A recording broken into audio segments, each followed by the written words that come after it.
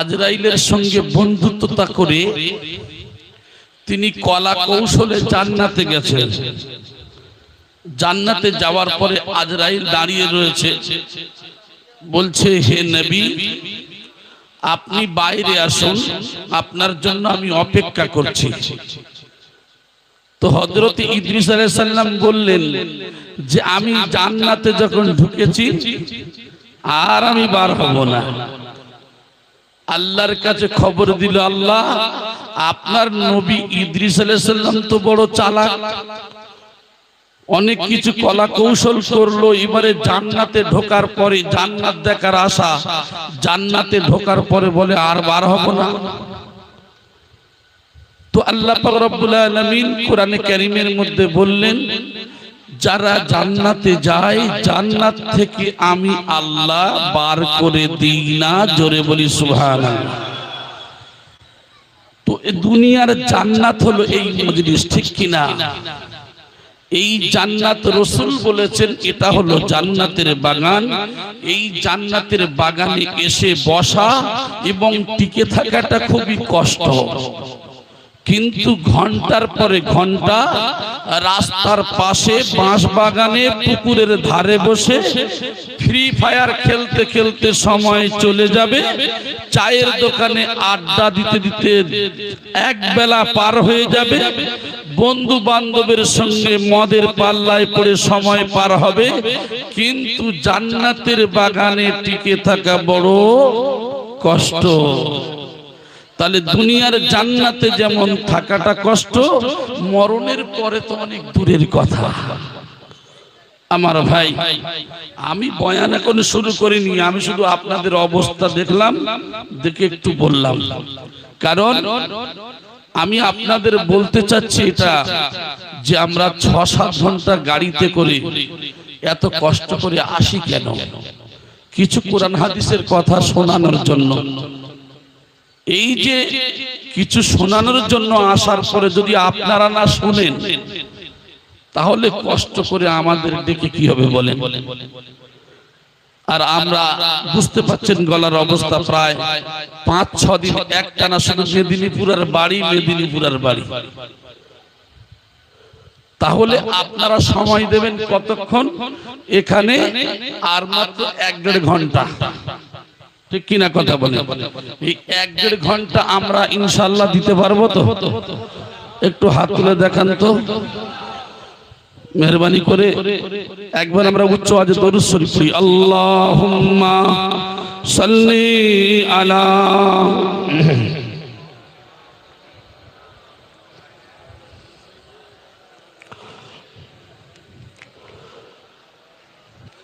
আমরা জানি আমাদের নবী জনাবে মুহাম্মদুর রাসূলুল্লাহ সাল্লাল্লাহু আলাইহি ওয়াসাল্লাম ইনি এসেছেন শুধু আজান গাছির নবী হয়ে। কথাটা ঠিক বলেছি? তাহলে শুধু আজান গাছির ভাই। আপনাদের এলাকায় এই জিনিসটা বেশি দেখি, বলে আজান গাছিদের মজলিস ফুরফুরা গিয়ে কি করবে? ফুরফুরাদের মজলিসে তবলিগ গিয়ে কি করবে? তবলিগদের মজলিসে আজান গাছে গিয়ে কি করবে? এই দলবাজি করে করে মুসলমান আপনাদের ওয়াকাফ বিল পাস হয়ে গেছে, বুঝতে পেরেছেন?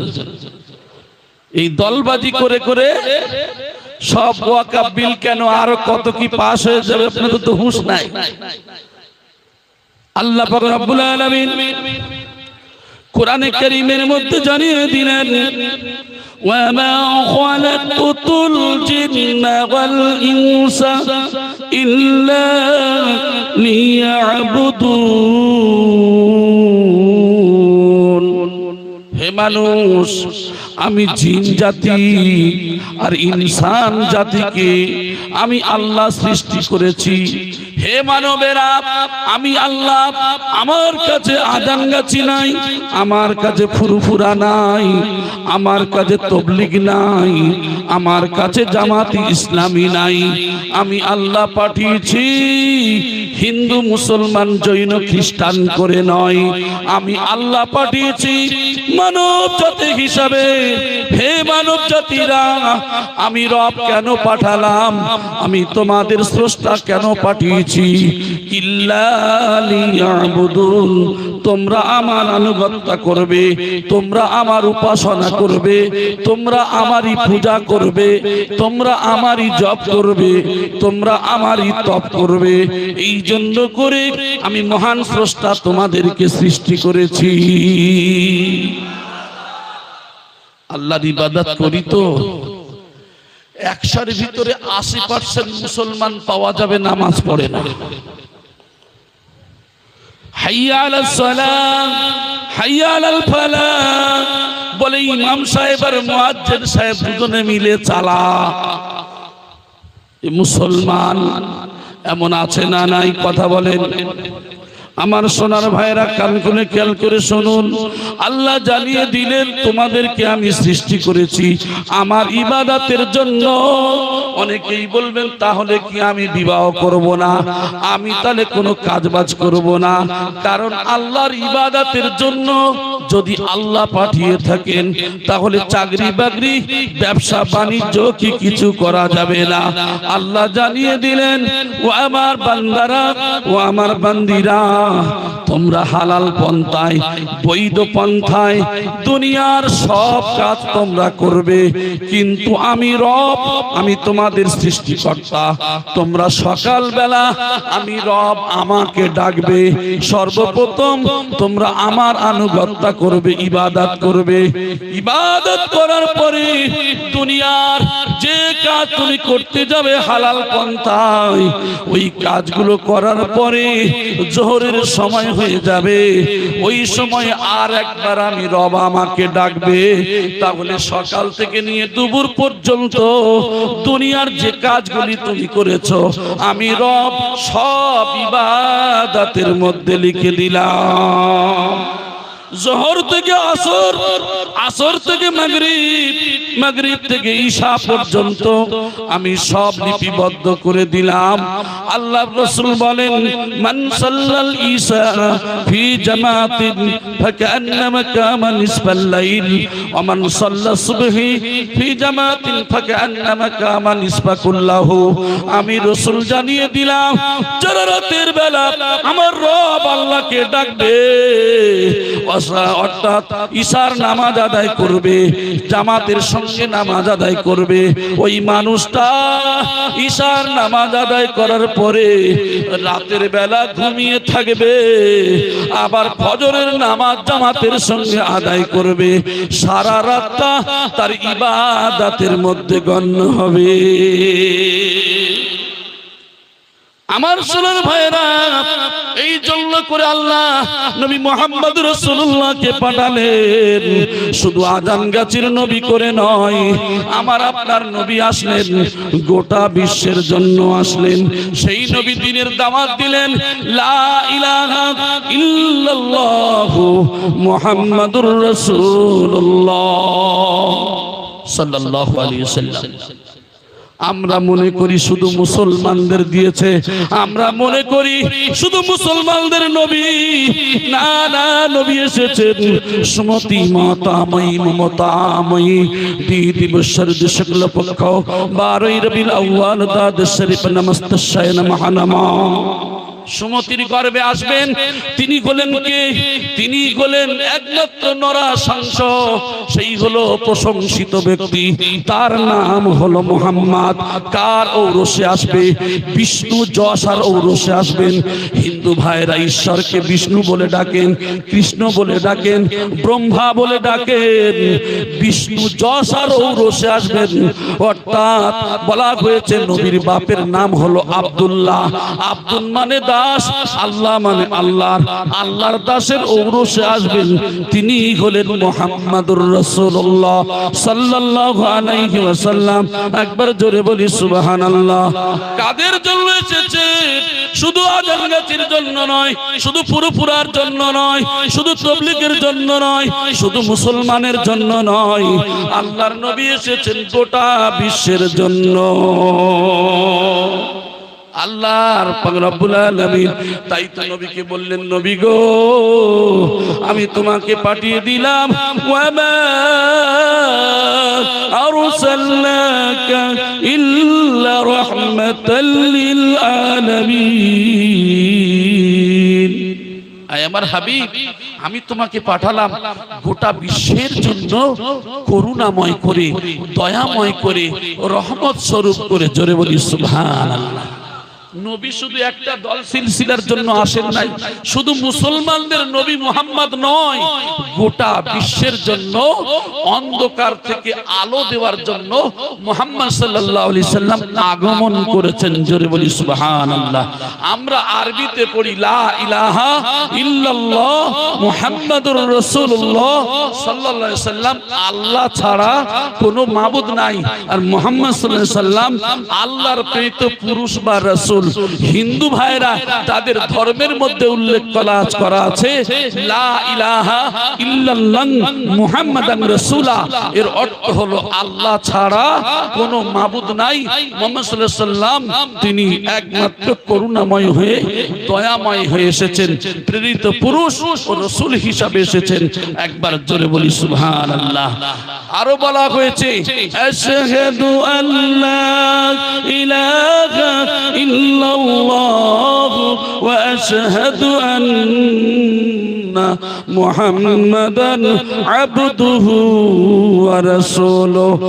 আমি সাক্ষ্য দিচ্ছি যে আল্লাহ ছাড়া কোনো মাবুদ নাই, আর মুহাম্মদ সাল্লাল্লাহু আলাইহি সাল্লাম হলো আল্লাহর প্রেরিত পুরুষ বা রাসূল। হিন্দু ভাইদের ধর্মের মধ্যে উল্লেখ করা আছে হোতারমিন্দ্র মহাসুরিন্দ্র অল্লং জ্যেষ্ঠং শ্রেষ্ঠং পর্ণং পূর্ণং ব্রহ্মণং আল্লাহ রাসূল মুহাম্মদর কং আদুল্লাহ বুকমে কং আল্লাহ বুকং নির্ঘাত কম। আমি সাক্ষ্য দিচ্ছি যে আল্লাহ জ্যেষ্ঠ শ্রেষ্ঠ, মুহাম্মদুর রাসূলুল্লাহ হলো আল্লাহর প্রেরিত পুরুষ বা রাসূল। এই নবী কেন আসলেন? নবী আসলেন কুপথগামী মানুষদের সুপথ দেখানোর জন্য।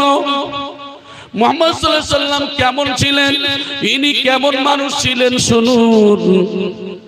একজন ব্যক্তি আসলেন মুহাম্মদ সাল্লাল্লাহু আলাইহি সাল্লামের চরিত্র আখলাক কেমন পরীক্ষা করার জন্য আসলেন। আসার পরে ওই ব্যক্তি ছিলেন অমুসলিম। মুহাম্মদ সাল্লাল্লাহু আলাইহি সাল্লামের কাছে আসলেন, বলছে হে মুহাম্মদ, আমি বড় ক্ষুধার্ত, আমার খাওয়া হয় না, আমার কিছু তোমাদের ফ্রান্ট থেকে আমাদের কিছু মাল দাও, আমরা ক্ষুধার্ত, আমাদের কিছু খেতে দাও। এই বলে মুহাম্মদ সাল্লাল্লাহু আলাইহি সাল্লামের গলার মধ্যে একটা চাদর ছিল, যে চাদরটা ধরে এত জোরে টান দিয়েছেন, টান দেওয়ার কারণে আল্লাহর নবীর গলা থেকে চামড়া ছিঁড়ে রক্ত বার হতে শুরু হয়েছে। মনে করেন আপনাদের এই ঘুষুম পুকুরের মধ্যে আমি একজন বড় নেতা, একজন ভাই এসে আমার কাছে কিছু মাল চায়।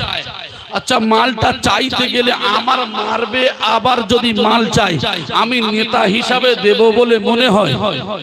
কথা বুঝতে পারেন? কারণ আমি তো নেতা, মানে আমার ক্ষমতা দাপট অনেক বেশি। ও আমার কাছে চাইতে গেলে কাকুতি মিনতি করে চাইতে হবে।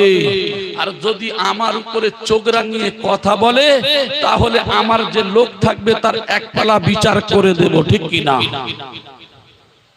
শুনে রাখেন আমার ভাইরা, আল্লাহর নবী মুহাম্মদ সাল্লাল্লাহু আলাইহি সাল্লামের চরিত্র কেমন ছিল? আল্লাহর নবীর চরিত্র আখলাক হলো, আল্লাহর নবীর কাছে খাদ্য চাইলেন, আবার যখন চাদরটা এত জোরে টান দিয়েছে আল্লাহর নবীর গর্দান মোবারক থেকে রক্ত ঝরতে শুরু হয়ে গেল। আল্লাহর নবী বিশ্ব নবী রহমাতাল লিল আলামিন তাকিয়ে তাকিয়ে দেখেন আর মুচকি মুচকি হাসেন। একবার জোরে বলি সুবহানাল্লাহ। ডাক দিলেন ওই ব্যক্তিকে, এসো বাবা এসো, তোমার মালমাত্তা গুলো নিয়ে যাও। ওই সময় বলেছিল, হে মুহাম্মদ, আমি তোমাকে বলতে চাই, দুনিয়ার কোন বাদশা হলে, দুনিয়ার কোন নেতা হলে আমার কাজ কারবার দেখে সর্বপ্রথম তো আমার এক পালা বিচার করে ফেলতো, কিন্তু তোমার আদর্শ কোন আদর্শ, যে আদর্শ দিয়ে আমি এত বড় অন্যায় করেছি, তারপরেও আপনি সুন্দর করে আমারে ডেকে আমার খাবার মালগুলো আমার নিজের হাতে তুলে দিয়েছেন। ওগো আল্লাহর নবী মুহাম্মদ, আপনার ঘাড় তো আমি ছিঁড়ে দিয়েছি, আপনার ঘাড় থেকে রক্ত ঝরছে, কিন্তু আপনি আমার উপরে রেগে গেলেন না। আল্লাহর নবী ওই সময় বললেন, ও আল্লাহর বান্দা শোনো, না না, আমি মুহাম্মদ কারোর অত্যাচার করার জন্য আসি নাই। আমি নবী মুহাম্মদ, আমি বিশ্ব মানবের জন্য দয়াময় করুণাময় হয়ে এসেছি। চরিত্রকার, আখলাকার। তাই আল্লাহ পাক রব্বুল আলামিন কি বলছেন? ভদ্রতা, নম্রতা, শালীনতা, এগুলি হলো মানব জীবনের সব থেকে মহৎ গুণ, ঠিক কিনা? সব থেকে বড় গুলো হলো এটাই যে মানুষ হবে নম্র, মানুষ হবে ভদ্র। মানুষের চরিত্র আখলাক যদি নরম হয়, ভালো হয়, ওই মানুষের মানুষ ভালোবাসে না, বাসে না? এমন মানুষ আছে, তবে আপনাদের এলাকায় নয়, আমাদের 24 পরগনার কথা বলছি, বউয়ের সামনে জীবনে একদিন হাসে নাই। জি, এমন মানুষ আছে জীবনে তার মুখে হাসি পাবেন না, আর তার মুখ দেখলে মনে হয় যে পরিস্থিতি মানুষ তার সামনে যেতে ভয় করে, আছে না? না, মানুষের মুখের ফেস দেখলে বোঝা যায় এই মানুষটা রাগী না মানুষটার চরিত্র ভালো, ঠিক কিনা? ফেস দেখে কিছু বোঝা যায়। তো সেই সম্পর্কে বলা হলো বিনয়, নম্রতা মানব জীবনের সব থেকে বড় গুণ। জোরে বলি সুবহানাল্লাহ। তাই বলা হলো এইসব গুণের কারণে কি হয়? মানুষ সমাজে হয় নন্দিত, প্রশংসিত। একবার জোরে বলি সুবহানাল্লাহ। আর এই মানুষের চরিত্র আখলাক যদি কঠোর হয়, শক্ত হয়, সমাজে হয় নিন্দিত, সমাজে তার কোনো সম্মান থাকে না। তাই আল্লাহ পাক রব্বুল আলামিন সম্পর্কে বললেন, ফাবিমা রাহমাতিন মিনাল্লাহি লিনতা লাহুম ওয়ালাউ কুনতা ফাযযান গালিযাল কলবি লানফাদ্দু মিন হাওলিক ফাআফু আনহুম واستغفر لهم وشاورهم في الأمر فإذا عزمت فتوكل على الله إن الله يحب المتوكلين। আল্লাহ জানিয়ে দিচ্ছেন, হে নবী, আমি আল্লাহ রব তোমাকে সৃষ্টি করেছি, তোমার দিলটা, তোমার হৃদয়টা নরম করে, কোমল করে আমি আল্লাহ তোমারে বানিয়েছি। নবী গো, তোমার হৃদয়, তোমার দিলটা যদি শক্ত হতো, মক্কার মানুষেরা তোমার ধারে কাছেও আসতো না। হে রাসূল, তোমার দিলটা এত নরম কোমল করে আমি সৃষ্টি করেছি, তাই তো মানুষ তোমার প্রেমে পাগল হয়ে যায়। জোরে বলেন সুবহানাল্লাহ। আপনাদের জানা ইতিহাস আমি অনেকবার আলোচনা করেছি। আবু জাহেল, আবু লাহাব, সায়েবা, উতবা, বহু যারা ছিল ইসলামের চরম শত্রু, কিন্তু জানতেন মুহাম্মদ সাল্লাল্লাহু আলাইহি ওয়াসাল্লাম তো 40 বছর বয়সে নবুয়ত প্রাপ্ত হয়েছিলেন, আপনারা জানেন তো। কিন্তু তার পূর্বে কি ছিলেন? তার পূর্বে তিনি কি নবী ছিলেন না? সম্পর্কে অনেক কথা আছে, আমি সেদিকে যাচ্ছি না, তবে আমি বোঝাতে চাইছি নবুয়ত সাব্যস্ত হলো 40 বছর বয়সে, কিন্তু তার পূর্বে তিনি নবীও ছিলেন, কিন্তু নবুয়তের দলিল হিসাবে 40 বছরের পূর্ব জীবনটা তিনি দেখিয়ে গেছেন। জোরে বলেন সুবহানাল্লাহ। কেমন চরিত্র ছিল? ছোটবেলায় যখন মায়ের গর্ভে ছিল, মা আমিনার গর্ভে থাকাকালীন মেয়েদের পেটে বাচ্চা থাকলে কি হয়? তাদের পেটটা অনেক উঁচু হয়, ঠিক কিনা? মুহাম্মদ সাল্লাল্লাহু আলাইহি ওয়াসাল্লাম যতক্ষণ ছিলেন বুঝতে পারতেন না যে আমার পেটে বাচ্চা আছে কিনা। সুবহানাল্লাহ বলেন। যখন মা পানি আনতে যেতেন কুয়াতে, কুয়ার পানিগুলো উপরে উঠতো মুহাম্মদ সাল্লাল্লাহু আলাইহি ওয়াসাল্লামের বরকতে। মক্কার মহিলারা বলতেন, বুবু আমিনা, আপনি একটু অপেক্ষা করুন, আমরা এই যে টানতে টানতে বালতি টানা অনেক কষ্ট, কুয়ার তলদেশ থেকে পানি নিয়ে আসা, আপনি একটু অপেক্ষা করেন, আপনার কাজগুলি আমরা করে দিচ্ছি। জোরে বলেন সুবহানাল্লাহ। মক্কার মানুষরা জানতেন মুহাম্মদ সাল্লাল্লাহু আলাইহি সাল্লামের নাম দিলেন তারা কি আল আমিন, মুহাম্মদ হলেন সত্যবাদী। একবার জোরে বলি সুবহানাল্লাহ। মুহাম্মদকে সত্যবাদী হিসাবে তারা মানতেন। এইবারে আল্লাহর নবী মুহাম্মদ সাল্লাল্লাহু আলাইহি সাল্লাম একদিন সাফা পাহাড়ে উঠে, আমার হাজী সাহেব ভাইয়েরা এখানে রয়েছেন, অনেকেই আছেন যারা সাফা এবং মারওয়া পাহাড়ে সাই করেছেন। এই সাফা পাহাড়ের উপরে উঠে আল্লাহর নবী বলেন, ডাক দিলেন মক্কার মানুষদেরকে। আবু জাহেল আবুল হাব এই দলবল এসে হাজির হয়ে গেল। আল্লাহর নবী বলেন, ও আবু জাহেল, আমি মুহাম্মদ যদি বলি এই পাহাড়ের পাশে শত্রুরা আক্রমণ করার জন্য এসেছে, তাহলে কি বিশ্বাস করবেন? বলে হ্যাঁ, কারণ তুমি তো বাবা কোনোদিন মিথ্যা বলনি, তোমার জবান থেকে কোনোদিন মিথ্যা শুনিনি, সেই জন্য করে তো আমরা আল আমিন নাম দিয়েছি। অতএব তুমি যদি বলো, আমরা নিঃসন্দেহে মনে করব তুমি সত্য বলেছ। কি বলছেন?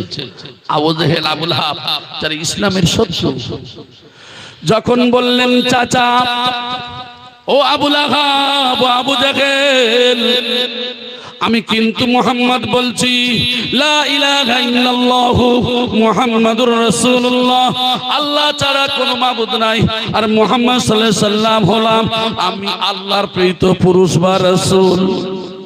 বলে বেটা মিথ্যাবাদী। কি বললেন? সঙ্গে সঙ্গে বলে দিলেন তুমি বেটা মিথ্যাবাদী। আমার সোনার ভাইয়েরা, সেই মুহাম্মদ সাল্লাল্লাহু আলাইহি সাল্লাম আসলেন কমল হৃদয় নিয়ে মক্কার জমিনে। তিনি প্রত্যেক কাজটা কি করলেন? অবিশ্বাসীর দল আল্লাহর নবীকে না মাননেওয়ালা অর্থ সম্পদ গুলো এনে আমার আপনার নবীর কাজে দিত। পৃথিবীর জমিনে যদি একজন কেউ শ্রেষ্ঠ মানুষ থাকে, তার চরিত্র হলো, আখলাক হলো উত্তম চরিত্র আখলাক, সে হলো মুহাম্মদ সাল্লাল্লাহু আলাইহি ওয়াসাল্লাম। তাই সেই শত্রুপক্ষ হলেও মালগুলি এনে নবীর কাছে রাখতেন, কারণ মুহাম্মদ জীবনে আমানতের খেয়ানত করবে না। মানুষের কাছে 50,000 টাকা রাখলে কি করে? না লিখে রাখলে দুদিন পরে গেলে বলে, তুই আমার কাছে টাকা দিয়েছিস, প্রমাণ কি আছে? মুহাম্মদ সাল্লাল্লাহু আলাইহি ওয়াসাল্লাম এমন আমানতদার ছিলেন, শত্রুপক্ষ তার কাছে টাকা রাখতেন, মাল রাখতেন, জানে মুহাম্মদ জীবনে আমানতের খেয়ানত করে না। জোরে বলেন সুবহানাল্লাহ। যার চরিত্র সম্পর্কে কি বললাম, লা ইলাহা গরপিত পাপম ইল্লো গিলাহা পরম পাদম জন্মবৈকুণ্ঠ পর পইনুতি তো জপিলাম মুহাম্মদ। লা ইলাহা ইল্লাল্লাহ, আল্লাহ ছাড়া কোনো মাবুদ নাই, মুহাম্মদ এত প্রশংসিত নাম, মুখে জপ করলে স্বর্গে যাওয়া যায়। মুহাম্মাদের নাম নিয়ে স্বর্গে যাবে, আর মুসলমান নবীর নাম নিয়ে দরুদ পড়তে জানে না। এই মুসলমান আবার হিন্দু ভাই মারা গেলে তখন কি করে? তারা বলতে থাকে যে এই সমস্ত কথা বলে, হিন্দু ভাইরা মারা গেলে এরা দোজখে যাবে, জাহান্নামে যাবে। আর কত মুসলমান রয়েছে যারা নবীর উপরে দরুদ পড়তে জানে না, হিন্দু ভাইদের থেকে অনেক খারাপ এমন মুসলমান আছে না? না, এর বেটা কি বলে? বলে জান্নাতে যাবে। জান্নাতে দেবে কার, জাহান্নামে দেবে কার, এ অথরিটি আমার আপনার নাই, এ অথরিটি আমার আল্লাহ পাক রব্বুল আলামিনের কাছে। এই জন্য করে নবীর কাজ ছিল শুধু দ্বীনের প্রচার করা। ওই দ্বীনের প্রচারটা কাদের কাছে করেছেন? শুধু আজান গাছি নয়, শুধু ফুরফুরা নয়, শুধু তাবলীগ নয়, আহলে হাদিস নয়, শুধু আহলে কিতাবদের কাছে নয়, হিন্দু মুসলমান জৈন খ্রিস্টান কিছু নয়। আল্লাহর নবীর কাজ ছিল শুধু প্রচার করা। কোন ধর্মের মানুষকে বড় বিষয় নয়, নবীর কাজ ছিল সত্যটাকে মানুষের কাছে জানিয়ে দেওয়া। আল্লাহ পাঠালেন কি? ওয়ামা আরসালনাকা ইল্লা কাফাতাল লিন্নাসি বাশীরাও ওয়া নাযীরা ওয়ালাকিন্না আকসারান নাসি লা ইয়ালামুন। আয় আমার হাবিব, আমি তোমাকে পাঠালাম বিশ্বের জন্য সুসংবাদদাতা ও সতর্কীকরণ করি। বিশ্বের মানব দিগকে সুসংবাদ দেবে এবং সতর্ক করবে। কাদের জন্য সতর্ক? তাদের জন্য। ওয়ালাকিন্না, কিন্তু আকসারান নাস, অধিকাংশ মানুষেরা লা ইয়ালামুন, তারা জানে না। যারা জানে না তারা তো অজানার কারণে অন্যায় করবে। নবী তাদেরকে তুমি সতর্ক করো। জোরে বলি সুবহানাল্লাহ। তাহলে নবীর কাজ ছিল কি? তিনি শুধু মুসলমান নয়, কোন ভুল যদি থাকতো প্রত্যেক মানুষের সত্যের সমাধান দিতেন। কারণ আল্লাহর কাছে এই সমস্ত যে জাত ধর্ম বিভিন্ন ভাবে, এই যে হিন্দু মুসলমান জৈন খ্রিস্টান আজানগাজি পুরুপুরা তবলিগ লামজাবি আহলে হাদিস, এই সমস্ত দল আল্লাহ আলাদা করে কোনো হিসাব নেবেন না। কারণ আল্লাহ শুধু একজন করে হিসাব নেবেন। বান্দা, আমি তোমাকে সৃষ্টি করেছি, আমার তোমরা পূজা করেছো কিনা, আমার ইবাদত করেছো কিনা, আমার আনুগত্য করেছো কিনা। শুধু যদি আমার ইবাদত না হয়, তার জন্য আল্লাহ তাকে হিসাব নেবেন। আল্লাহ নবী সাল্লাল্লাহু আলাইহি ওয়াসাল্লাম যে আসলেন, তিনি বিশ্ব মানবের কল্যাণ করতে আসলেন। তাই আপনারা জানা কথা শুনেছেন, এই হাদিস একজন বুড়িমা শুনেছেন যে মুহাম্মাদের চরিত্র আখলাক বড় কঠিন, কঠোর হৃদয়। এই শুনে মুহাম্মাদের ভয়ে পালিয়ে যাচ্ছেন একজন বুড়ি মহিলা। আল্লাহর নবীর সঙ্গে দেখা, মুহাম্মদ সাল্লাল্লাহু আলাইহি ওয়াসাল্লামের সঙ্গে দেখা। বুড়িমা, আপনি কোথায় যাবেন? বলে, বাবা, এখানে মুহাম্মদ নামে একজন ডেঞ্জার ব্যক্তি এসেছে, যার ভয়ে আমি বুড়িমা পালিয়ে যাচ্ছি। মুহাম্মদ সাল্লাল্লাহু আলাইহি ওয়াসাল্লাম নিজে তার গাড়লি পুল্লিগুলো নিয়ে বলছে, মা, বুড়িমা, এই গাড়লি পুল্লিগুলো তো অনেক ভারী, এগুলো আপনি পারবেন না, আমার মাথায় তুলে দেন মা। আল্লাহর নবী মুহাম্মদ সাল্লাল্লাহু আলাইহি সাল্লাম, বুড়িমা একজন অমুসলিম ছিলেন, তার গাড়লি পুল্লিগুলো আল্লাহর নবী নিজে মাথায় করে নিয়ে রাস্তা দিয়ে হেঁটে যায়। আর ওই বুড়িমা বলে, মুহাম্মদ না জন্ম নিয়ে তুমি বেটা মুহাম্মদ হলে কত ভালো হতো। হেঁটে হেঁটে যায়, কিন্তু মুহাম্মদ সাল্লাল্লাহু আলাইহি সাল্লাম কিছু বলেন না। গন্তব্যস্থলে পৌঁছে দিয়ে বুড়িমার কোনো কথা না বলে চলে আসছেন। আর এমন সময় বুড়িমা ডাক দিয়ে বলে, বাবা শোনো, শোনো বাবা, তোমার নাম পরিচয় তো নেওয়া হলো না। বলে, বুড়িমা, আমার নাম পরিচয় আমি আপনার সম্মুখে কি দেব মা? কারণ যে ভয়ে আপনি পালিয়ে যাচ্ছেন, মুহাম্মদ নাকি ডেঞ্জার, মুহাম্মাদের আখলাক ভালো নয়, মুহাম্মাদের চরিত্র বড় কঠিন। আপনার তো কে বলেছে, মক্কার কোন মানুষ বলেছে আমি জানি না, তবে বুড়িমা, আমি গোলাম সেই হতভাগা মুহাম্মদ। বুড়িমা বলেছিল, বাবারে, জীবনে আমি তো শুনেছি মুহাম্মদ অত ডেঞ্জার, অত ডেঞ্জার, কিন্তু আমি নিজে চোখে দেখলাম তোমার আদর্শ হলো উত্তম আদর্শ। এই মুসলমানেরা, আমি বোঝাতে চাচ্ছি, অনেক মুসলমান আছে, অনেকেই মনে করেন হিন্দু ভাইদের ঠাকুরগুলো ভেঙে দেব, অনেকেই মনে করেন হিন্দু ভাইদেরকে মেরে পেটে মুসলমান করে দেব, অনেকেই মনে করেন হিন্দু ভাইরা, অনেকেই মনে করেন মুসলমানকে মেরে পিটে আমরা হিন্দু বানিয়ে নেব।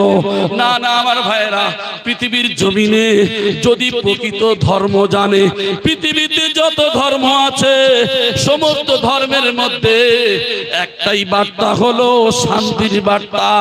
জীবে যে প্রেম করে, জীবকে, সৃষ্টি জীবকে যারা ভালোবাসে, জেনে রেখে দিও ওই ব্যক্তি হলো সর্বশ্রেষ্ঠ। হিন্দু ধর্ম এই কথা বলে, খ্রিস্টান ধর্ম এই কথা বলে, মুসলিম ধর্ম এই কথা বলে, তাহলে এত গন্ডগোল কেন? নামধারী মুসলমান চরিত্র যদি এমন হয়, নামধারী হিন্দু চরিত্র যদি এমন হয়, নামধারী খ্রিস্টান চরিত্র যদি এমন হয়, আসলে ও তো কোনো ধর্ম জানে না, ও হলো সমাজে কুলাঙ্গার ছাড়া কিছু নয়। কোরআনে কারীম বলছে, ওয়ালা তাসুবুল্লাযীনা ইয়াদউনা মিন দুনিল্লাহি ফাসুবুল্লাহা আদওয়ান বিগাইরি ইলমিন। যদি কোনো হিন্দু ভাই দেবদেবী কোনো ঠাকুরের পূজা করে, এই মুসলমান তোমার রাইট নাই, তোমার ক্ষমতা নাই তাদেরকে গালি দেওয়া। তাদেরকে গালি দেওয়া যাবে না। যে কোরআন শিক্ষা দেয়, যে ইসলাম শিক্ষা দেয়, এই তাদেরকে জানিয়ে দাও, ওয়ালা তাসুবুল্লাযীনা ইয়াদউনা মিন দুনিল্লাহ, আল্লাহ ছাড়া অন্য কাউকে উপাস্য রূপে যারা ডাকে তাদেরকে গালি দিও না। ফাসুবুল্লাহ, তুমি যখন গালি দেবে ওরাও জানবে না, ওরাও তোমার গালি দেবে। তুমিও যেমন পাপ করছো, ও হিন্দু হলেও তো তোমার ভাই, ও ভাইকে কেন তুমি পাপে জড়াবে? তুমি যেমন ধর্ম বোঝো না, সেও তো ধর্ম বোঝে না, তাই তুমি গালি দিলে তোমার ভাই রেগে গিয়ে তোমারেও গালি দেবে। তাই তুমি গালি দিও না। আদওয়ান বিগাইরি ইলমিন, ও অজানার কারণে মানুষ অনেক অন্যায় করে বেড়ায়। মুহাম্মদ সাল্লাল্লাহু আলাইহি ওয়াসাল্লাম তার চরিত্র দিয়ে বলছেন, সাম্প্রদায়িকতা তো দূরের কথা, এই মুসলমানেরা প্রয়োজন যদি হয়, একটা গাছ যদি কাটার প্রয়োজন হয়, কারণ তুমি ঘর করবে, একটা গাছ তুমি কাটতে পারো। যদি নৌকা বানাতে হয়, একটা গাছ তুমি কাটতে পারো। যে কোনো প্রয়োজনে তুমি গাছ কাটতে পারো। তবে অপ্রয়োজনে, মুহাম্মদ সাল্লাল্লাহু আলাইহি ওয়াসাল্লামের জবান দিয়ে বললেন, অপ্রয়োজনে একটা গাছের পাতা তোমরা ছিঁড়বে না। যে ইসলাম, যে মুহাম্মদ সাল্লাল্লাহু আলাইহি ওয়াসাল্লাম তার আদর্শ দিয়ে, আখলাক দিয়ে বলতে পারে, প্রয়োজনে তুমি গাছ কাটতে পারো, অপ্রয়োজনে একটা গাছের পাতা ছিঁড়বে না। তাহলে মুসলমান তুমি কি করে ভাবো যে আমি সাম্প্রদায়িকতার সঙ্গে আমার নাম জড়িয়ে হিন্দু ভাইদের প্রতি অত্যাচার করব, অন্যান্য ধর্মের ভাইদের প্রতি আমি আপনি হিংসা করব, বিদ্বেষ করব? ইসলাম তো এ অ্যাকসেপ্ট করে না। ইসলাম শিক্ষা দেয় যে অপ্রয়োজনে গাছের একটা পাতা ছেড়া যাবে না। শুধু তাই নয়, মুহাম্মদ সাল্লাল্লাহু আলাইহি ওয়াসাল্লাম আরো বললেন, সমুদ্রের ধারে বসে আছো, পানি, এক ফোঁটা পানি তুমি অপচয় করো না। একবার জোরে বলি সুবহান। মুহাম্মদ সাল্লাল্লাহু আলাইহি ওয়াসাল্লামের যে আদর্শ, যে আখলাক, এই আখলাক আদর্শ তো এই মুসলমানের থাকার দরকার ছিল। কিন্তু মুসলমান মুহাম্মদ সাল্লাল্লাহু আলাইহি ওয়াসাল্লামকে আমরা সেই আখলাক, সেই চরিত্র ফলো করি না। আমার ভাই, এই জন্য করে বলা হয়েছে, কোন ধর্মের প্রতি আঘাত করা, কোন ধর্মের প্রতি গালি দেওয়া ইসলামের মধ্যে উল্লেখ করা হয়েছে, এগুলি কাম্য নয়। একজন শিলিগুড়ি কোর্টের উকিল, তিনি একটা প্রশ্ন করেছিলেন। আমি শিলিগুড়িতে একবার দাওয়াতে যাওয়ার সময় প্রশ্ন করেছিলেন, তোমাদের ধর্মের মধ্যে সব ভালো, আমার কয়েকটা জিনিস একটু ভালো লাগে না। আমি বললাম, স্যার সেটা কি হতে পারে? বললে, আপনাদের ধর্মের মধ্যে 4টে বিবাহ করা, এটা পছন্দ নয়। আর একটা লেখা আছে, ওয়ায়াকতুলুল মুশরিকিনা হাইসু ওয়াজাদতুহুম, মুশরিকদের দেখো আর কতল করো। মানে আমরা হিন্দু, আমাদের দেখলে কতল করার কথা বলা হয়েছে। তিনি কি একজন উকিল। উকিলরা যত সম্ভব নয়, উকিলরা সমস্ত ধর্মের বই টানার পড়ে। আমি বলেছিলাম, স্যার এই দুটো জিনিস আপনার জানার খুবই প্রয়োজন। নম্বর 1, সেটা হলো আপনি যে বললেন 4টে বিবাহ করা ইসলামের মধ্যে উল্লেখ করা আছে, সূরা নিসা আয়াত নম্বর 3, এর মধ্যে থেকে শুরু হয়েছে। এখন বলা হয়েছে ধর্মের মধ্যে 4টে বিবাহ করতে পারো যদি সমান চালাতে পারো, না হলে তোমার জন্য একটাই যথেষ্ট। কথা বুঝতে পেরেছেন? 4টে বিবাহ করতে পারো যদি সমান চালাতে পারো, না হলে তোমার জন্য একটাই যথেষ্ট। তার মানে 4টে আপনি সমান দেখেন না, এটা বুড়ি এর সাইডে রাখবো, এটা হাফ বুড়ি এর সাইডে রাখবো, আমাদের গ্রাম্য ভাষায় বলছি, আর এটা কচি, এটা কাছে রাখবো। ইসলাম এ কথা বলেন নাই। যদি সমান চালাতে পারেন তাহলে 4টে বিবাহ করুন, না হলে একটাই যথেষ্ট। 4টে বিবাহের আদেশ দেওয়া হলো কেন? আপনারা তো জ্ঞানী শিক্ষিত মানুষ। ন্যাশনাল ক্রাইম অফ জাস্টিস এই রিপোর্ট অনুযায়ী আমেরিকাতে 78 লক্ষ মেয়ে বেশি, নিউ ইয়র্কে 40 লক্ষ, ব্রিটেনে 50 লক্ষ, রোম সাম্রাজ্যে 90 লক্ষ। এই সমস্ত দেশে যদি এতগুলো করে মেয়ে বেশি হয়, একটা পুরুষ যদি একটা বিবাহ করে, তাহলে মেয়ে সংখ্যা বেশি না কম? কথা বুঝতে পারেননি? সমস্ত দেশে যদি অ্যানালাইসিস করা যায়, শুধু আমাদের ভারতবর্ষের মধ্যে একটা কি, এখন মেয়ে পেটে আসলে চিন্তা করছে মেয়ে খুব ঝামেলা জিনিস, তাই অ্যাবর্শন করে দেয়, অনেকে মেরে দেয়। এখন কিন্তু সাবধানতার সঙ্গে কি বলে যে পেটে বাচ্চা মেয়ে কি ছেলে এগুলো বলা যাবে না, নিষেধ করে দেওয়া আছে না। তো যাই হোক, বলার উদ্দেশ্য হলো এই পুরুষ যদি একটা করে বিবাহ করবে, যাদের সক্ষমতা আছে, যাদের অর্থ সম্পদ আছে, যদি একটা বিবাহ করে তাহলে মেয়ে অ্যাক্সেস হবে। একটা মেয়ে একটা পুরুষ যদি বিবাহ করে, এখন মেয়ে ছেলের সংখ্যা বেশি, এই সংখ্যায় বেশি মেয়ে ছেলে, তাদের দুটো রাস্তা। নম্বর এক, স্বামীর উপরে বিবাহ করবে। নম্বর দুই, স্বামীর উপরে যদি বিবাহ না করে, নিজেদের স্বাধীনতায় এক হাত থেকে চড়ে চষে বেড়াবে, মানে যেখানে পারবে বাচ্চা পারবে, যারও সন্তান তৈরি হবে। যারও সন্তান ইসলাম পছন্দ করেন নাই, বলেছে স্বামীর উপরে বিবাহ করো, তার পিতার কে সেটা বোঝা যাবে। কথা বুঝতে পেরেছেন না? পারেন? আমার পিতা তিনি একটু চিকিৎসার সঙ্গে জড়িত। আমি তখন কম্পাউন্ডার হিসাবে সামান্য সময় থাকতাম।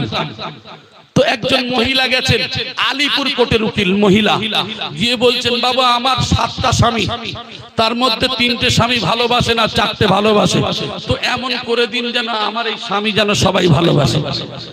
তো তখন বলছে মা আমি সব জানি, এই চিকিৎসাটা আমার জানা নেই মা। অনেক লোকেরা ছিলেন, হাসাহাসি করলেন, হাসাহাসি করলেন।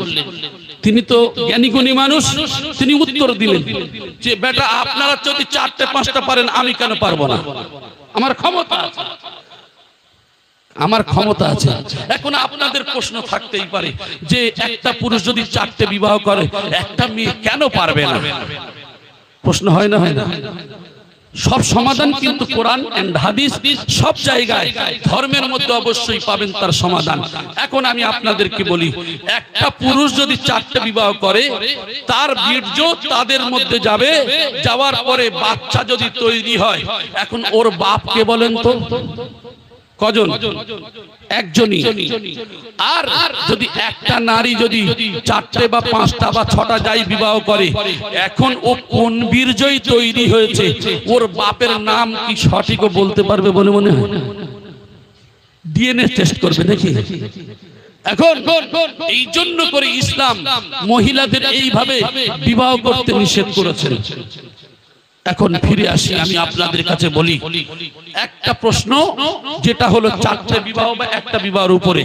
তখন উনি পিঠে হাত থাবড়িয়ে বললেন থ্যাংক ইউ, এটা আমার জন্য খুবই পছন্দনীয় একটা উত্তর হয়েছে। নম্বর 2, আরেকটা বললেন ওয়ায়াকতুলুল মুশরিকিনা হাইসু ওয়াজাদতুমুহুম, মুশরিকদের দেখো আর কতল করো। তো বলছিলেন যে আমরা হিন্দু, আমাদের মারতে বলা হয়েছে কোরআনের মধ্যে।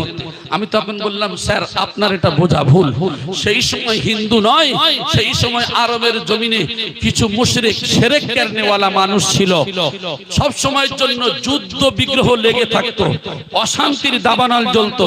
মুসলমান আর সেই যুগের আহলে কিতাব যারা ছিল, মুশরিক যারা ছিল, তাদের সঙ্গে চুক্তি হলো যে এই এখন থেকে যুদ্ধ বিগ্রহ বিশেষ করে 4 মাস আর হবে না। আশহুরুল হারাম বলা হয়েছে, এই যে 4টে মাস, এই 4টে মাস যুদ্ধ বিগ্রহ বন্ধ, লেখালেখি চুক্তি হয়ে গেল। সেই চুক্তি হয়ে যাওয়ার পরে কি করলো, কিছুদিন যাওয়ার পরে ওই ব্যক্তি অর্থাৎ সেই মুশরিক ব্যক্তি ওরা কি করলেন, ওইটাকে ভঙ্গ করে তারা কি করলেন, পিছন দিক থেকে আঘাত করার জন্য চিন্তা ভাবনা করে তারা আগে এসে আঘাত করতে থাকলেন। তখন এই কথা কোরআনের এই আয়াতটা নাজিল হলো যে ওয়ায়াকতুলুল মুশরিকিনা হাইসু ওয়াজাদতুমুহুম, যেহেতু ওরা চুক্তি ভঙ্গ করে ইসলামের উপরে আঘাত করেছে, ওদেরকে কি করো, পাকড়াও করো, ধরে রাখো, আর না হলে ওদেরকে ওই সময় হত্যা করো। কোরআনের এই আয়াতটা ওই সময়ের জন্য নাজিল হয়েছিল। এখন যদি বলেন তাহলে সারা জীবন চলবে, সারা জীবন এই আয়াত? কোরআনের এক একটা আয়াতের শানে নুজুল বলা হয়, অবতীর্ণর কারণ। এই অবতীর্ণ এক একটা সময় এক একটা কারণ ঘটার পরিপ্রেক্ষিতে কিছু আয়াত নাজিল হয়েছে। এখন আমরা মনে করি তাহলে তো এইটা তাহলে এই লেখা আছে, কোরআন তো খুব বাজে জিনিস, নাউজুবিল্লাহ আস্তাগফিরুল্লাহ। আসলে কোরআন তো মুসলমানদের ধর্ম নয়, এ কোরআন শুধু মুসলমানদের ধর্ম নয়। আল্লাহ কোরআনে কারীমের মধ্যে বললেন যে পৃথিবীতে অনেক কিতাব, অনেক ধর্মগ্রন্থ আমি পাঠিয়েছি, কিন্তু মানুষ পেট আর পকেটের জন্য বিভিন্ন ভাবে তারা কি করেছে, বিভিন্ন বই পুস্তক তারা পাল্টে ফেলেছে নিজেদের একমাত্র সুবিধার্থে। তাই আমি যে মহান স্রষ্টা সৃষ্টিকর্তা চূড়ান্ত কিতাব হিসাবে এমন একটা কিতাব নাজিল করলাম, এটা শুধু আদান গাছি পুরোপুরা তো দূরের কথা, শুধু মুসলমানদের ধর্মগ্রন্থে কোরআন নয়, আর এর হিফাজত আমি করব। ইন্না নাহনু নাযালনা যিকরা ওয়া ইন্না লাহু লাহাফিজুন। আর এই কোরআনের হিফাজত আমি করব।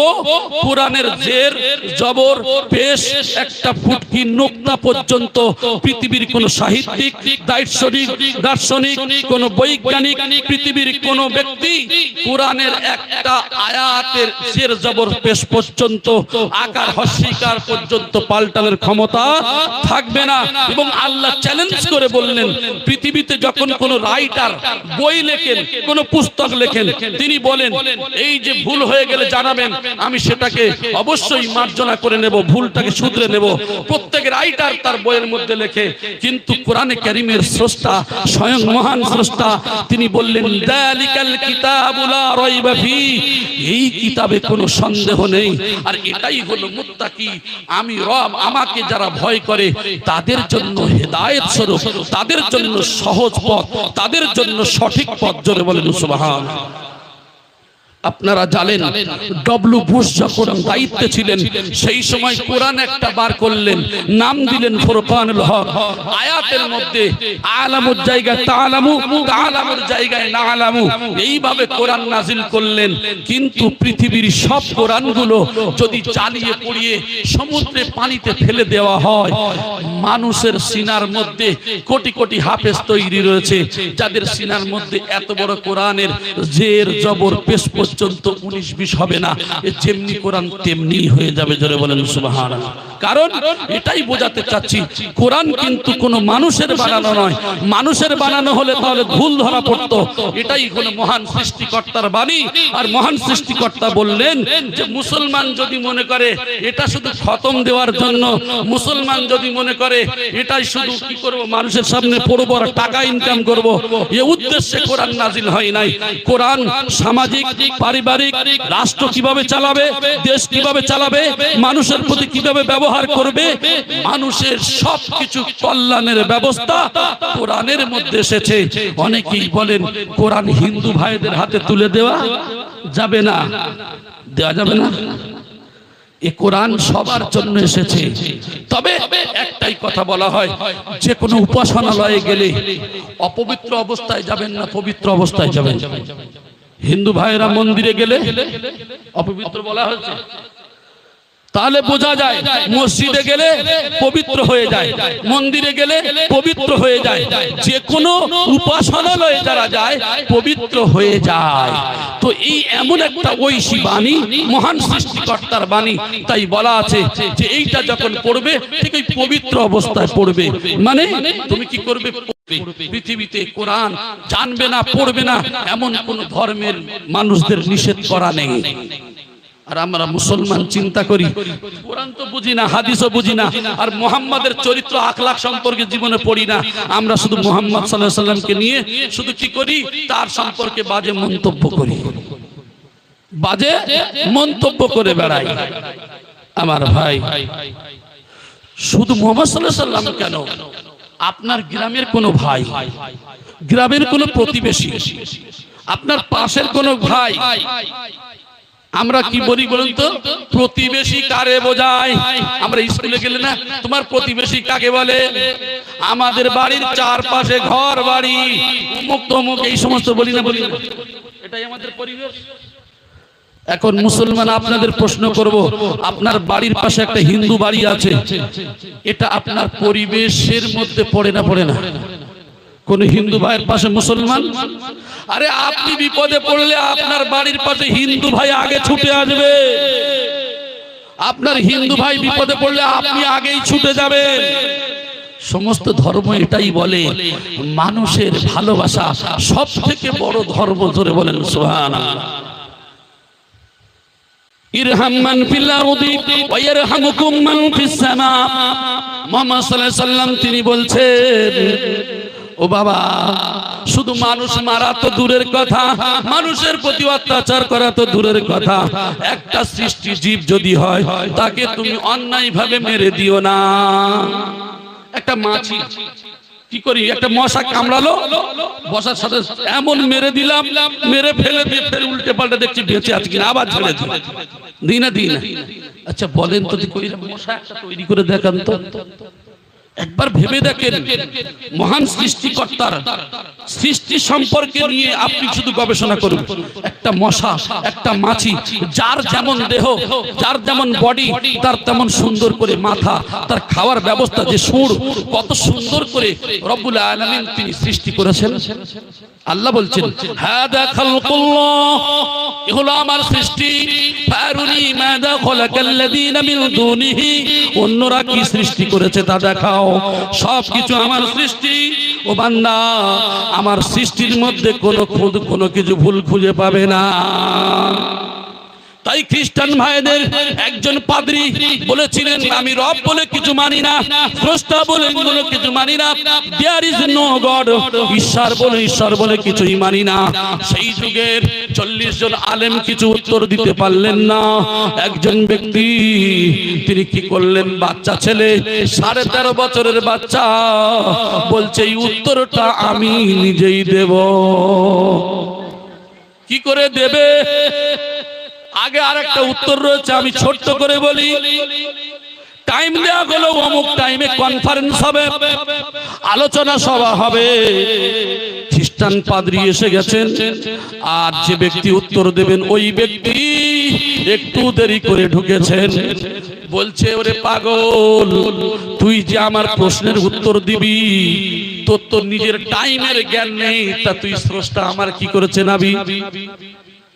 বলে, হ্যাঁ আপনি ঠিকই বলেছেন, তবে একটু কথাটা শুনুন আমার। বলে, তোর কথা আর কি শুনবো, তুই স্রষ্টাকে আমার চেনাবি কি করে, তুই তো নিজের টাইমের জ্ঞান নেই। বলে, আবারও বলছি একটু শোনেন, দেরি হলো কেন? বলে, বল। দেরি হওয়ার কারণ হলো, আমি যখন আসছিলাম আমার সামনে একটা নদী পড়ে গেল। ওই নদী পড়ে যাওয়ার পরে এখন কোনো নৌকা পাইনি। নৌকা না পাওয়ার কারণে হঠাৎ দেখি সমুদ্রের তলা থেকে একটা গাছ হঠাৎ করে উপরে উঠে আসলো। ওই গাছটা উপরে আসার পরে ওই গাছটা সুন্দর করে কেটে কেটে কেটে কেটে গুড়ি হয়ে গেল। গুড়ি হয়ে যাওয়ার পরে আবার সুন্দর করে এমনি নিয়মে তক্তা হয়ে গেল। তক্তা হয়ে যাওয়ার পরে দেখি ওই গাছটা জুড়ে জুড়ে নিজে নিজে একটা নৌকা হয়ে গেল। ওই নৌকাতে করে আমি ওপার থেকে এপারে চলে আসলাম, তাই একটু দেরি হয়েছে। আচ্ছা বলেন তো দেখি, খ্রিস্টান পাদ্রী বোকা বলবে না চালাক বলবে? বলে, তুমি তো ডবল পাগল দেখতে পাচ্ছি। বলে, আপনি এখনো বুঝতে পারেন নাই? বলছে না। বলে, শোনেন খ্রিস্টান পাদ্রী, আমি কেন বললাম কথাটা বুঝতে পারেন নাই? আমি বলেছি নদীর পাড়ে এসেছি, কোনো নৌকা নাই, নদীর তলদেশ থেকে একটা গাছ উঠেছে, ওই গাছটা এমনি এমনি গুড়ি হয়ে গেল। এটা সম্ভব না অসম্ভব কথা বলেন? আপনারা তো সায়েন্সের যুগের মানুষ, এটা সম্ভব নয়। কারণ একটা গাছকে রোপণ করতে হয়, পুঁততে হয়, আর পানির তলদেশ থেকে উঠবে, আবার এমনি এমনি কোনো আপনার কাটারি কিছু থাকবে না, এমনি এমনি কেটে যাবে। এটা পাগলের কাজ কিনা বলেন? এটা আবার এমনি এমনি তক্তা হয়ে যাবে, ওই তক্তা কেউ মানুষ বানাবে না, নৌকা হয়ে যাবে। ওই সময় বললেন খ্রিস্টান পাদ্রী, এটাও যেমন সম্ভব নয়, এমনি এমনি গুড়ি হওয়া, এমনি এমনি তক্তা হওয়া, এমনি এমনি নৌকা বানানো, যেমন এটাও অসম্ভব। আল্লাহ পাক রব্বুল আলামিন তিনি যে আসমান আর জমিন বানিয়েছেন, এই আসমান জমিন এমনি এমনি হয়েছে, এটা ঠিক ওই রকম পাগল আপনি। তখন বললেন, আপনি সায়েন্স বোঝেন, বলেন তো দেখি এই পৃথিবীতে যারা বসবাস করি, এই পৃথিবী থেকে যে সূর্য আমরা দেখতে পাই, ওই সূর্যটা গোল থালার মতো। এই পৃথিবীতে Japan, German, America, London, Pakistan, Afghanistan, Bangladesh, Bharat যাই হোক না কেন, এত বড় পৃথিবীটা, এত বড় পৃথিবী, এরকম 13 লক্ষটা পৃথিবীর থেকেও সূর্য বড়। কে বলে? সায়েন্স বলে। আরে সায়েন্স যখন বলেছে এটা বিশ্বাস করেন, ঠিক কিনা? সায়েন্স বলেছে মানে বিশ্বাস করেছেন, কারণ এই পৃথিবী এত বড়, পৃথিবীতে এত মানুষ বাস করে, আর এরকম 13 লক্ষ গুণ বড় থেকে, মানে আমি উদাহরণ দিচ্ছি, মানে 13 লক্ষটা এমন পৃথিবী সূর্যের মধ্যে ঢুকিয়ে দেওয়া যেতে পারে, ঠিক কিনা? এটা সায়েন্স বলেছে, বিশ্বাস করেন, করেন না? করেন না? আচ্ছা, এইবারে ফিরে আসেন। ওই যে সূর্যটা যে আছে, ওই সূর্য এখান থেকে 930 কোটি মাইল দূর। এখন কম বেশি আমি বলি 930 কোটি মাইল দূরে রয়েছে ওই সূর্য। এই পৃথিবী তাহলে কটা খাবে বললাম? 13 লক্ষটা, তার মধ্যে অনায়াসে দেওয়া যাবে। ওই সূর্য একটা নয়, দুইটা নয়, কোন জায়গায় বলা হয়েছে 40 লক্ষ সূর্যকে গ্যালাক্সির মধ্যে এমন এমন তারকারাজি রয়েছে, অনায়াসে গিলে খেয়ে ফেলতে পারে। সুবহানাল্লাহ বলেন। একটু মেধা দিয়ে, মগজ দিয়ে ভাববেন, চিন্তা করবেন। সায়েন্স যে কথা বলেছে, এই কথাটা নিয়ে ভাববেন। এই জন্য করে কোরআন ছাড়া বিজ্ঞান বুঝবেন না, বিজ্ঞান ছাড়া কোরআন বুঝবেন না। এত সম্পর্ক কারো, কোরআনের সঙ্গে বিজ্ঞান সম্পর্কটা অনেক কারো। আমরা তো বোঝার চেষ্টা করি না, আমরা চিন্তা করি না। এইবারে বলেন, একটু চিন্তা করে দেখেন, এই যে পৃথিবীতে বসবাস করছি, 13 লক্ষটা পৃথিবী যদি সূর্যের মধ্যে দেওয়া যায়, মানে ওর থেকে অত বড়, আর ওই সূর্য আবার 40 লক্ষ সূর্য, গ্যালাক্সির মধ্যে তারকা 40 লক্ষ সূর্যকে খেয়ে নেবে। একটা দুটো নয়, লক্ষ লক্ষ তারকারাজি রয়েছে ওই গ্যালাক্সির মধ্যে। জোরে বলেন সুবহানাল্লাহ। আল্লাহ কোরআনে কারীমের মধ্যে বলছেন, সূরা লুকমানের সম্ভবত 11 নম্বর আয়াত থেকে দেখবেন, আল্লাহ বলছেন যে বান্দারে, এসব হলো আমার সৃষ্টি, তোমরা কি সৃষ্টি করেছো তা আমার দেখাও তো একবার। কি সৃষ্টি করেছো? বিগ ব্যাং সৃষ্টি হয়েছে, স্তূপাকারে ছিল, কোরআনের আয়াত, কোরআনের মধ্যে এসেছে। আল্লাহ বলছেন আমার বানানো। আমি এই সায়েন্স নিয়ে অনেকবার আলোচনা করেছি। তাহলে এগুলি স্তূপ আকারে ছিল, এ তো আল্লাহর হুকুমেই তো সব জায়গায় যে যার কক্ষপথে চলছে। তাহলে আল্লাহ সেই জন্য করে বলছেন এইগুলো হলো আমার সৃষ্টি, অন্যরা কি সৃষ্টি করেছে তা দেখাও। এখন অনেক নাস্তিক ভাইরা বলেন যে এমনি এমনি সৃষ্টি হয়েছে, তা সেই ব্যক্তির জন্য উত্তর এটা হতে পারে খুব সহজ, যে ওই আবু হানিফা রাহমাতুল্লাহ আলাইহি ওই যে দাঁড়িয়েছিলেন নদীর পাড়ে, ওই নৌকা হয়ে গেল এমনি, তক্তা হয়ে গেল এমনি, গাছের গুড়ি কাটা হয়ে গেল এমনি। তো এরা হলো এরকমই পাগল। আমার ভাই, স্রষ্টার সৃষ্টিকে নিয়ে শুধু গবেষণা করবেন, স্রষ্টাকে পেয়ে যাবেন। এইবারে আমি আপনাদেরকে বলি, সৃষ্টিকর্তা সৃষ্টি করলে, আমি বলেছি কি, তারই পূজা করার জন্য, তার ইবাদত করার জন্য, তার আনুগত্য করার জন্য, তার উপাসনা করার জন্য। কতদিন করবেন? মৃত্যু হওয়া পর্যন্ত। তাহলে কি কাজ করবেন না? দুনিয়ার চাকরি বাকরি, ব্যবসা বাণিজ্য সব করবেন, কিন্তু আপনি পরিপূর্ণভাবে ওই ইবাদতে, স্রষ্টার ইবাদত করার সওয়াব আপনার পেয়ে যাবেন যদি আপনি 24 ঘন্টায় 1টা ঘন্টা স্রষ্টার জন্য দেন। সুবহানাল্লাহ। আমার ভাই, এইবারে আমি আপনাদেরকে বলি, এখানে যারা আছি এই পৃথিবীতে, আমরা সারা জীবন বেঁচে থাকবো না মরবো? কথা বলে, এটা কোন ধর্মের মধ্যে বলা আছে যে মরবে না? তাহলে হিন্দু, মুসলিম, জৈন, খ্রিস্টান যে জন্মেছে তার মৃত্যু অবশ্যই হবে। এইবার আমি আপনাদেরকে বলি, কোন মুসলিম ভাই কোন হিন্দু ভাইয়ের প্রতি যদি রাগ দেখান, ঘৃণা করে, যদি কোনো আপনার হিংসা থাকে, বিদ্বেষ থাকে, বলেন তো দেখি, আপনিও তো একদিন মারা যাবেন। কোন হিন্দু ভাই যদি এমন হয়, আপনিও তো ভাই একদিন মারা যাবেন। এখন আমি মনে করেন কোন হিন্দু ভাইয়ের উপরে একটা হাত দিয়ে থাপ্পড় মারলাম, বা কোনো হিন্দু ভাই আমাকে থাপ্পড় মারলো, আচ্ছা আমাকে মারলে যতটা লাগে আমার হিন্দু ভাইয়ের মারলে লাগে না লাগে না? কথা বলে লাগে। তাহলে এই যে সামান্য হিংসা, হিংসি, বিদ্বেষ, মারামারি, মৃত্যু যখন হবে, মরে যখন যেতে হবে, তা আমি এই পাপ করে মারা যাবো কেন? আমি এই পাপ করে মরে যাব কেন? বরং তার প্রতি সহনশীল হওয়া, তার বিপদে ছুটে যাওয়া, সে আমার বিপদে ছুটে আসা, কোনো মানুষ যদি খেতে না পায় তার পাশে দাঁড়ানো, এটাই তো মুহাম্মদ সাল্লাল্লাহু আলাইহি ওয়াসাল্লামের আদর্শ। একবার জোরে বলি সুবহানাল্লাহ। হিংসা, বিদ্বেষ, আমি বলেছি যারা প্রকৃত ধর্ম জানে তাদের মধ্যে হিংসা নেই, বিদ্বেষ নেই। আর যাদের মধ্যে এই সমস্ত জিনিস, এরা তো কোনো ধর্মই জানে না, এরা তো সমাজে কুলাঙ্গার ছাড়া কিছুই নয়। বরং এরা পাপ করে মারা যাবে, এদের শাস্তি হবে অনিবার্য। কারণ শাস্তি, আমরা কথায় বলে থাকি, পাপ পাপকে ছাড়ে না, বলে না বলে না, মহিলারা বেশি বলে থাকেন পাপ পাপকে ছাড়ে না। তো আমি কোনো ভাইকে যে মারবো, মেরে অত্যাচার করে যে চলে যাব, জেনে রাখবেন এই পাপ একদিন আমার ক্ষয় করবে, ক্ষতি করবে। আমরা জানি যে মরে যাওয়ার পরে আর কিছু হবে না। মানুষ যেমনি ভাবে সব কিছু মরে গেল মানে ওই তো কবরে রেখে আসে, সব হাড় মাংস গুলো পড়ে থাকে, মাংস খেয়ে নেয়, হাড় গুলো পড়ে থাকে, পড়ে না বলেন? কোরআনে কারীমের মধ্যে বলা হয়েছে, বালা কাদিরিনা আলা নুসাউইয়া বানানা। একটা মিস্ত্রি যদি ঘর বানায় 50 বার ভেঙে দেন, মিস্ত্রিকে বললে ঘর বানাতে পারবে না? পারবে না? পারে। ঠিক তদ্রূপ সৃষ্টিকর্তা মানুষকে সৃষ্টি করেছেন, এই মানুষকে হাজার বার পোকায় খেয়ে নিলে, হাড় চূর্ণ বিচূর্ণ হয়ে গেলে, রব সৃষ্টিকর্তা বলছেন বালা কাদিরিনা আলা আন নুসাউইয়া বানানা। মানুষ কি মনে করে আমি তার এমনকি আঙ্গুলের অগ্রভাগ পর্যন্ত বানাতে, পূর্ণ বিন্যস্ত করতে অক্ষম নই, বরং আমি সক্ষম।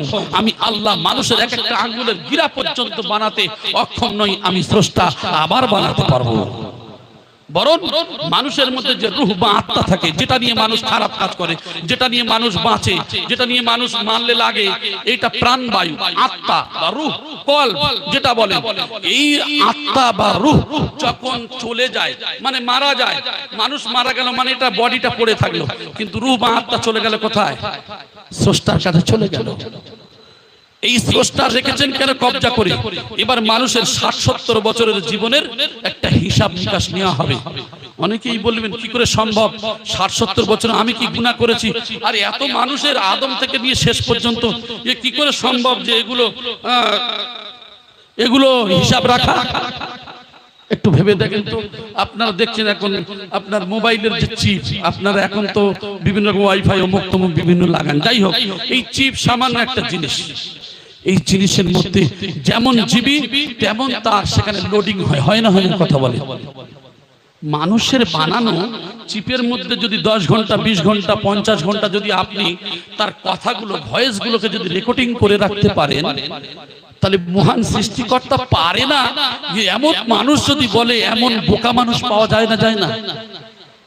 আল্লাহ বলছেন বাইনাল মক্কি ওয়াল মদিনা, ওরে মানুষ, মক্কা থেকে মদিনা 450 কিলোমিটার, এই জায়গা হবে এক একটা মানুষের জীবনের হিসাবের খাতা।